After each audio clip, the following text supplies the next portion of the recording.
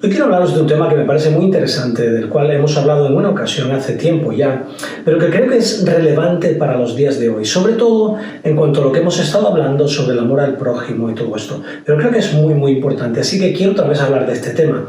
Si no eres cristiano, es posible que lo que hablemos hoy explique o excuse un poco tu sentimiento en cuanto a los cristianos. Quizá puede quedar ahí un poco excusado si te sientes un poco negativos en cuanto a ellos.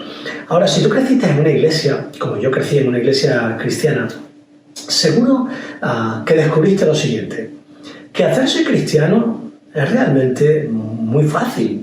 No cuesta nada ser cristiano. Jesús murió por nuestros pecados, Él pagó el precio del pecado, lo pagó en la cruz, muriendo y dando su vida en la cruz, y ahora nosotros vamos y ponemos nuestra confianza en Él, le pedimos perdón por nuestros pecados, y ya está. Es tan fácil como eso el ser cristiano. Tienes un regalo gratis del perdón de tus pecados. Es a partir de aquí que tú y yo podemos simplemente denominarnos como cristianos. Es realmente así de fácil.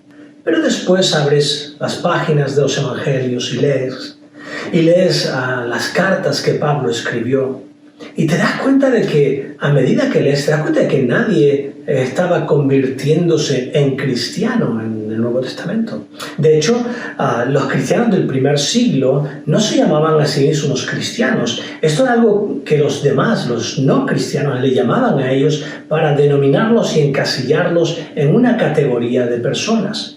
Era un término que se usaba realmente para hablar de alguien que estaba asociado de algún modo con Cristo, con la causa de Jesús mismo. Este término encerraba un estilo de vida bastante particular. La palabra cristiano aparece solamente 3 veces en la Biblia y la primera vez que aparece fue en Antioquía.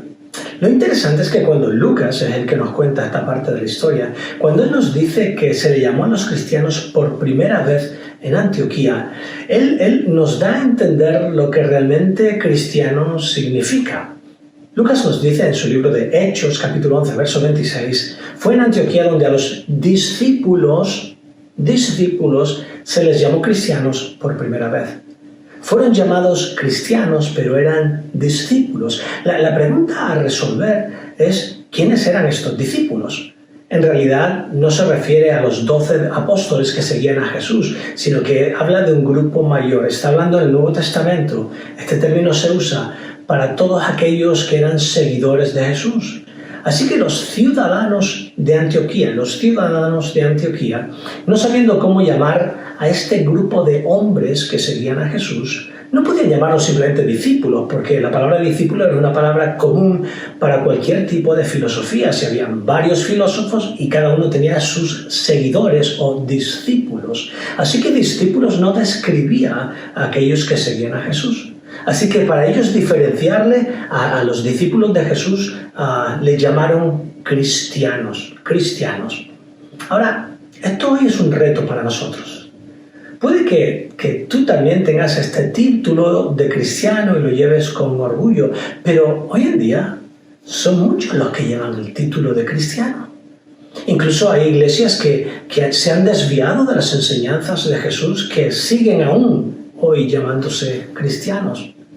Hoy un cristiano puede tener cualquier color, cualquier forma, cualquier ideología, cualquier pensamiento y aún así seguirá denominándose cristiano. La pregunta quizá debería ser, ¿somos tú y yo seguidores de Jesús? Quizá esa es la pregunta a la que deberíamos responder. ¿Estoy realmente siguiendo su ejemplo? ¿Estoy siguiendo sus enseñanzas, viviendo de acuerdo a esto? ¿O solamente digo que creo en él? Nosotros jugamos con el término cristiano y lo definimos y lo redefinimos y lo volvemos a definir según nos convenga, y el término cristiano lo vamos acomodando o pintando del color que más nos interese dependiendo de nuestras ideas sobre lo que significa ser un cristiano. Pero decir ser seguidor de Jesús es mucho más que ser cristiano. No hay tanto espacio para definir o redefinir, ¿verdad? Ser seguidor de Jesús es aquel que simplemente ha decidido vivir por las enseñanzas de Jesús. Ser cristiano es fácil y no te cuesta nada, pero seguir a Jesús es más difícil. Y siempre te cuesta algo y de hecho, a veces te costará absolutamente todo. Como hemos dicho muchas veces en nuestra iglesia, Jesús vino a enseñar un mensaje, a cambiar el orden de las cosas, a enseñarnos un modo de vida distinto, nuevo, a hacer una diferencia en nuestra vida. Vino a hacernos entender lo que el Padre deseaba tener con nosotros, el tipo de relación que deseaba tener y también enseñarnos a vivir una vida mejor. Tanto para ellos en su época, cuando Jesús les está hablando, como para nosotros, seguir a Jesús requiere que estemos dispuestos a ir siempre contracorriente y siempre contra cultura. Este era el caso de la iglesia del primer siglo, de los seguidores del primer siglo. Jesús mismo lo hizo abundantemente claro desde el principio. Él enseñó, cuando enseña el Sermón del Monte, Él enseñó algo, pero vamos, impresionante. Y mira lo que sucedió ese día en el Sermón del Monte. Dice lo siguiente en Mateo 5, versos 1 y 2. Cuando vio a las multitudes, Jesús cuando vio a las multitudes, subió a la ladera de una montaña y se sentó. Y sus discípulos se le acercaron, la multitud se le acercó, y tomando él la palabra comenzó a enseñarles. Cada vez que vemos a Jesús en una escena en el Nuevo Testamento, parece que siempre está rodeado de una multitud que le siguen por todos lados. Ellos no tenían ni idea el privilegio que estaban teniendo en sentarse con Jesús en un momento, en un sermón que iba a ser totalmente histórico. Un sermón que iba a afectar la generación de ellos y las generaciones que vendrían en el futuro. Las enseñanzas que Jesús enseñó en el Sermón del Monte se escuchan por los pasillos de la historia y han afectado generaciones y culturas enteras y sociedades enteras. Este es uno de los eventos que formarían la civilización occidental y siguen hoy en día influyendo. Lo que Jesús enseñó sigue influyendo en nuestra civilización hoy en día. Jesús les mira a estos hombres y comienza a enseñarles y les dice cosas como ama no solo al que te ama, sino ama a tu enemigo. Y si alguien quiere tomar de ti prestado algo, ¿sabes qué? No se lo niegues. De hecho, si es posible, dáselo. No se lo prestes, dáselo. Y si alguien te obliga a llevar la carga una milla, llévala 2. Si te da un golpe en una mejilla, ponles la otra mejilla. Y no olvides arreglar tus cuentas con la gente, porque si tú quieres arreglar tus cuentas con Dios, vas a tener que arreglar también tus cuentas con la gente. Porque Dios ha venido a darte paz, pero esa paz es para que la vivas con los demás también. De hecho, también deja de mirar esa paja que tiene tu vecino, tu amigo, tu hermano en el ojo y comienza a mirar la viga que tú tienes en tu ojo, que esa sí es la preocupante. Limpia primero tu ojo, quita aquello que te estorba a ti y entonces después a lo mejor podrás ver mejor para quitarle la paja que tiene tu hermano en el ojo y poder ayudarle. Dijo cosas como, habéis oído que fue dicho ojo por ojo y diente por diente, ¿sabes qué? Pero de ahora en adelante no va a ser más así, sino amad a los que os persiguen. Amad a los que os ultrajan, bendecid a la gente que se lleva mal con vosotros, que os dañan. Estas enseñanzas de Jesús eran extrañas, eran épicas, pero le dio una vuelta al sistema de valores de los judíos. Era increíble, era impactante, era totalmente contracultural. Después de enseñar todo esto, Jesús es como que tira el micrófono y comienza a caminar y se va camino a una ciudad llamada Capernaum. Y Mateo capítulo 7 nos relata algo que sucedió en el verso 28 y 29. Dice que cuando Jesús terminó de decir las cosas que estaba diciendo en el Sermón del Monte, ha acabado el sermón, las multitudes se asombraron de su enseñanza, porque la enseñanza era como, él hablaba como quien tenía autoridad y no como los maestros de la ley. Y el texto continúa diciendo en el capítulo 8, verso 1, que cuando Jesús bajó de la montaña, le siguieron grandes multitudes. Y es que la gente le seguía. Sí, algunos seguidores tenía Juan y algunos otros maestros, algunos seguidores tenían, pero cuando se trataba de Jesús, la claridad con la que enseñaba, lo atractivo que era Jesús en su personalidad y en su enseñanza, atraía a la gente hacia él y la multitud de la gente se le esperaba. Quizá porque hablaba como alguien, como decía, como alguien que tiene autoridad, no como los demás, pero también quizá porque a través de lo que enseñaba, la gente empezó a relacionar eso pensando quizá este podría ser el Mesías que llevamos tantos años esperando. Entonces, en el camino, mientras va andando Jesús hacia esta ciudad de Capernaum, algo sucede. Nos cuenta el versículo 2, de que un hombre que tenía lepra se le acercó y se arrodilló delante de él y le dijo: Señor, si quieres puedes limpiarme. ¡Wow! Alguien con lepra. Seguramente era un judío, obviamente era un judío. Se acerca y le pide ayuda a Jesús. Pero Jesús ha estado hablando, viene del sermón del monte, él ha estado hablando en el sermón de ayudar, de amar, de bendecir, de estar por los que no tienen, de estar por ellos y ayudarles y amarles y bendecirles en todo lo que se pueda. Jesús ha estado hablando y enseñando acerca de esto. Y la gente le está siguiendo y están atentos porque ahora quieren ver. Jesús ha dicho palabras muy bonitas allá atrás en la montaña, pero me pregunto si esas palabras se convertirán en hechos ahora aquí en el camino a Capernaum. El verso 3 nos dice que Jesús extendió la mano y tocó al hombre y dijo: sí, quiero. Y en ese momento el hombre quedó limpio, totalmente limpio de la lepra. La multitud, cuando vio esto, enloqueció. Estaban alucinando. Este hombre es especial, este Jesús hace cosas que nadie puede hacer. Además es que no solo es un charlatán, él ha dicho y cuando ha bajado ha comenzado a hacer cosas que corresponden con lo que él ha enseñado. Este hombre es alguien real, este hombre vive lo que predica. Pero de repente la banda sonora cambia, porque lo que sucede a continuación es radical, incluso para la multitud de judíos que la sigue. En este momento, este es uno de los momentos más especiales en la vida de Jesús, yo creo. Mira lo que sucede. El versículo 5 dice que al entrar Jesús en Capernaum, la multitud está con él, los que le han escuchado, los que han visto sanar al judío, al leproso. Esta multitud sigue con él y se le acerca un hombre centurión pidiendo ayuda. Y la multitud está observando. Porque en su mente entendían que todo lo que Jesús había enseñado en la montaña, eso es válido para la comunidad judía, no para los gentiles. O sea, si alguien me hace daño, le voy a responder con bien. Si alguien necesita ayuda, le voy a ayudar. Yo debo amar incluso a la gente que no me gusta, pero dentro de nuestra comunidad. Ellos lo entendían así. Sanar a un judío en necesidad está bien, pero ¿a un centurión? Esto es una historia totalmente distinta. Claro, nosotros, tú y yo nos sentimos así porque no sentimos la gravedad ni la tensión del momento, porque no estamos en su momento histórico, en su cultura, no estamos en su contexto cultural. Quizás recordar un poco o pensar un poco en cómo podía ser su vida, a lo mejor nos podría ayudar a sentir un poco esa tensión que ellos están sintiendo en ese momento, en esta escena con Jesús y el centurión. Por muchos años los judíos han estado sufriendo a manos de los abusos de los emperadores romanos y los gobernadores romanos. La imposición cultural, la sujeción a la ley de los romanos, el pago de los impuestos abusivo y la corrupción era enorme durante siglos. Fue así.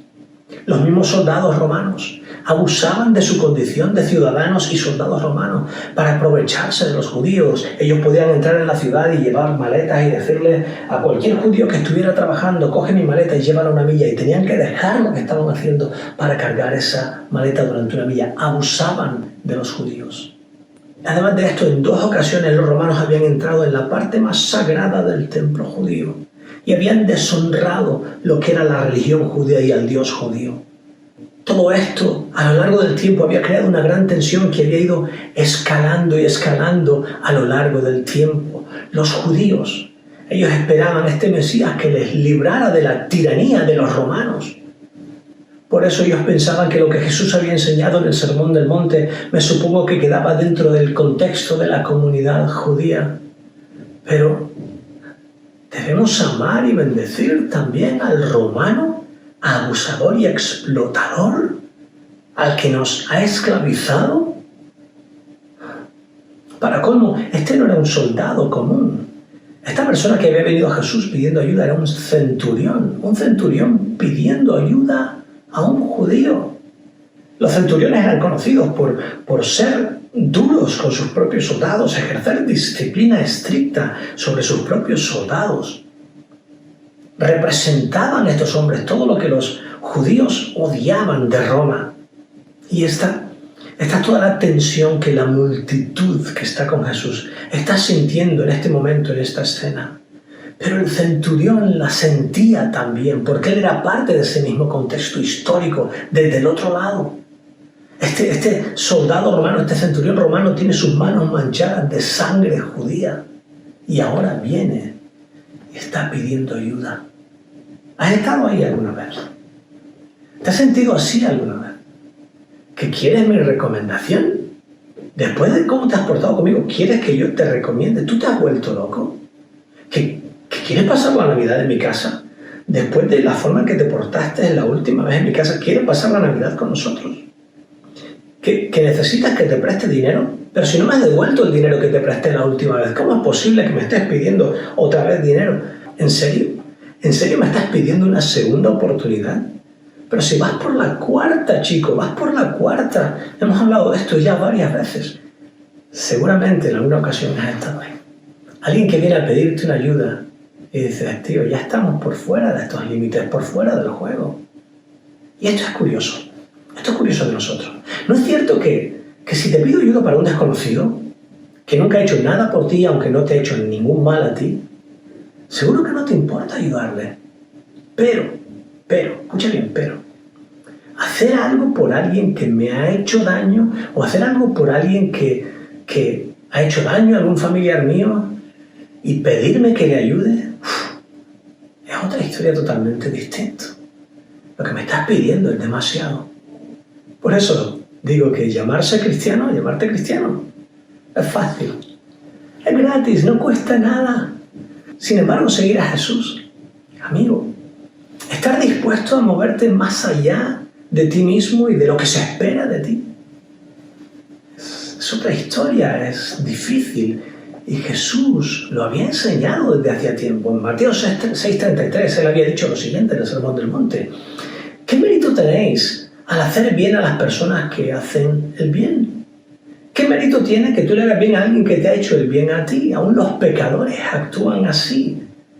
Y es cierto, si haces el bien solamente a los que te hacen bien a ti, ¿qué tipo de amor es ese? Ese amor lo encontramos en cualquier sitio, en cualquier lugar, en la calle está ese amor. Esta es la escena. Jesús está en pie frente al centurión y el centurión está pidiendo ayuda. La multitud está detrás esperando, se agolpa esperando a ver qué va a hacer Jesús. Y esa es la tensión que todos sienten en el momento.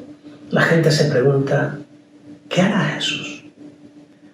Dice el evangelista al contarnos lo que sucedió en la historia, que al entrar Jesús en Capernaum se le acercó un centurión pidiendo ayuda. Señor, mi siervo está postrado en casa, está con parálisis y sufre terriblemente. Claro, un momento la historia. ¿Estás preocupado por un siervo tuyo que está enfermo? Tú como centurión eres la personificación del sufrimiento y de la amargura que nuestro pueblo judío tiene, con vuestros ejércitos, con vuestras políticas, con la invasión, con todo lo que nos habéis hecho. Representáis el mayor dolor que nuestro pueblo ha sufrido y ahora tú vienes aquí, tú que eres un centurión romano y estás pidiéndonos ayuda a un judío. Y ahora esperas que uno de nosotros haga algo para librar del sufrimiento a uno de los tuyos, a un siervo tuyo, cuando nunca habéis hecho algo así por nosotros. ¿Queréis que nosotros lo hagamos por vosotros? Jesús podía haberle echado en cara a este centurión 1000 cosas sobre su comportamiento, sobre su cultura, sobre la política, sobre la invasión, sobre lo que fuera. Pero Jesús había venido a introducir una nueva forma de vida, una nueva forma de ética, de moral. Jesús había venido para enseñarnos cómo vivir la vida de un modo distinto. Jesús había venido para enseñarnos que lo más importante era el amor al prójimo. Jesús vino para enseñarnos una mejor forma y una nueva forma de ver a la gente que nos rodea. Así que Jesús, para enseñar con el ejemplo, y no solo con la palabra, con el ejemplo, escogió hacer el bien a alguien que representaba todo lo que los judíos odiaban, alguien que representaba el sufrimiento de los judíos. Este mismo imperio, estos romanos, eran los que iban a llevar a cabo la propia crucifixión de Jesús. Sin embargo, Jesús decidió hacerle bien. Jesús le respondió, ok, ¿sabes qué? Lo haré. Voy a sanarlo. ¿Quieres que vaya a tu casa? Iré a sanarlo si quieres. Y este centurión le contestó, Señor, yo no merezco que vengas bajo mi techo, que vengas a mi casa. Y en este momento la multitud asiente, claro, desde luego, al menos te das cuenta de que no te lo mereces. No mereces no solo que Jesús vaya a tu casa, no mereces que ninguno de nosotros vayamos a tu casa. No mereces nuestra compañía, no mereces estar con nosotros y no mereces nuestro favor. Eso sí que lo tiene bastante claro. El centurión continúa y dice algo que expresa una fe sin precedentes, que deja asombrados a todo el mundo. El centurión dice, basta con que tú digas una sola palabra, Jesús, y mi siervo quedará sano. Jesús, tú y yo somos parecidos en algo, le dijo. Yo mismo soy un hombre puesto bajo autoridad, tengo órdenes de gente superior y además tengo soldados también bajo mi autoridad. Le digo a uno, ve y va. Le digo al otro, ven y viene. Le digo a mi siervo, haz esto y lo hace. Así que no necesito que te molestes, Jesús, en venir hasta mi casa. No hace falta. Simplemente dilo y sucederá. Y Jesús, frente a toda esta multitud, seguramente conmovido por la fe de este hombre, de este centurión, le dice al hombre, vete, ve a casa, todo se hará tal como creíste. Y en esa misma hora, en ese mismo instante, aquel siervo quedó sano. Creo que en ese momento Jesús hace una pausa y mira al hombre y mira a la multitud y anduvo. Y creo que la gente se quedó pensando, ¿cómo es posible que este hombre tenga este tipo de autoridad? Pero no solo eso, se nota que Jesús no está bromeando. Él hace lo que predica. Mira que lo dijo en la montaña y lo reveló al sanar al judío, pero ahora viene este hombre que nos ha hecho tanto daño y a él también le sana. Está claro que Jesús no está intentando hacer postureo. Realmente Él espera que hagamos el bien.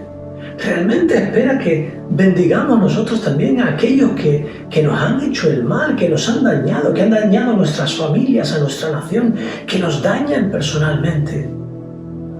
Jesús quiere que amemos y hagamos el bien a aquellos que no son como nosotros, que no piensan como nosotros, que no actúan como nosotros. Y la gente se quedó asombrada. Jesús les había dado muchísimo, muchísimo que pensar. Ahora, vamos a volver a nosotros, vamos a hablar de nosotros. Es fácil entender que reduzcamos nuestra fe a simplemente una etiqueta. Es fácil de entender que hagamos algo así. ¿Eres cristiano? Sí, soy cristiano. La etiqueta, ok. Es más fácil ser cristiano. Tomar notas de un sermón, a sentirnos mal de vez en cuando y luego simplemente pues seguir con nuestra vida normal cuando hemos pasado de esa fase pequeña.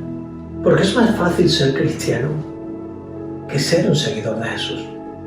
Es más fácil hacer el bien a un desconocido que a un ofensor. Es más fácil amar a gente que piensan como yo, que visten como yo, que actúan como yo, que se comportan como yo, que están de acuerdo con mis ideas. Es fácil amar y ayudar a gente así. Y este es el problema. El problema nuestro, el problema de cualquier iglesia. Escúchame bien, este es el problema en cualquier iglesia. Si no escoges seguir a Jesús, te conformarás simplemente con creer. Amigo, si no escoges seguir a Jesús, te vas a conformar simplemente con la etiqueta.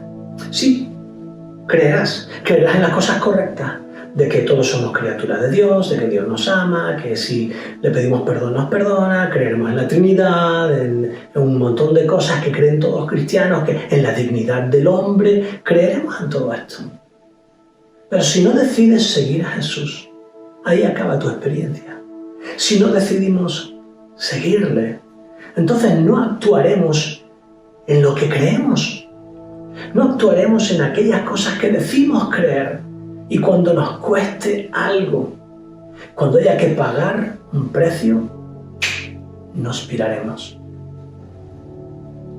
Dicho todo esto, ¿Qué vas a hacer? ¿Te conformas con ser un cristiano? ¿Con tener una etiqueta? Quiero dejarte con esto. Los hombres y mujeres que han hecho una diferencia en este mundo no son los hombres y mujeres que creyeron lo correcto. Los que hicieron una diferencia en este mundo son los hombres y mujeres que actuaron en lo correcto, incluso cuando les costó algo. Y esta es mi invitación para ti. Esta es la invitación que me hago a mí mismo, esta es la invitación que hago a todos los que nos escuchan, a toda la iglesia, a toda la gente. Que no nos conformemos con ser cristianos. Vamos a seguirle. Y cuando en el camino de nuestra vida aparezcan estos centuriones y tengamos que sacrificar por alguien que nos cueste, entonces recordemos esto que Jesús mismo hizo.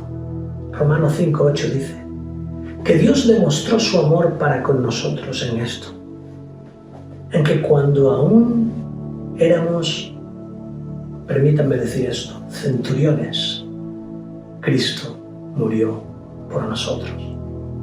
Jesús nos invita, nos pone el brazo por encima, nos susurra al oído y nos dice, sígueme, sígueme. Y junto con Él nos invita a vivir y demostrar este amor al prójimo, que una vez transformó el mundo entero. Pero tiene que ser en la acción. Él dice, sígueme. Ser cristiano es fácil. Cualquiera puede ser cristiano, pero Jesús nunca invitó a nadie a hacerse cristiano. Jesús invitó a la gente a seguirle. Déjame orar por ti. Jesús, hemos aprendido lo que tú esperas de nosotros. Esperas que te sigamos. Y entendemos que seguirte es mucho más profundo que simplemente tener una etiqueta de cristianos. Queremos aprender a vivir para ti. Queremos que tú nos enseñes a vivir una vida que te agrade a ti. Así que te pido que tomes control de nuestra vida. Ayúdanos a ser capaces de tomar las decisiones adecuadas y estar dispuestos a sacrificar cuando sea necesario. Porque eso es lo que tú quieres de nosotros. Que te sigamos. Queremos seguirte. Enséñanos a hacerlo. En el nombre de Jesús. Amén. Dios os bendiga. Nos vemos la próxima semana.